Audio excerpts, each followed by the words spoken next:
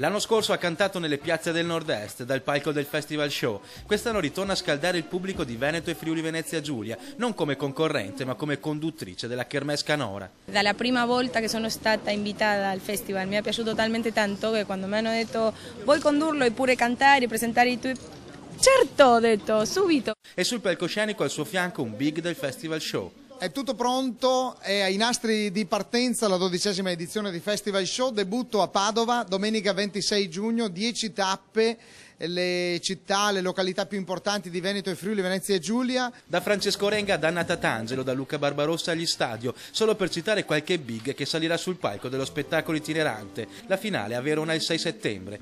E Antenna 3 sarà media partner dell'evento. Ogni sera alle 20:50 sulla nostra emittente andrà in onda un appuntamento con i momenti clou dello spettacolo e ogni martedì una prima serata della manifestazione. Stare con i miei amici, perché ci conosciamo tutti, e compartire un momento unico, quindi però aspettate perché succederà di tutto. E quest'anno si esibiranno sul palco del Festival Show anche 15 giovani emergenti accompagnati dall'Orchestra Ritmico-Sinfonica Italiana. Finalmente c'è stato, dicevo prima, no? Questa bella iniziativa di Festival Show che vuole portare il live ed è la cosa più bella, cioè sul palco saremo tutti in live ed è una cosa straordinaria.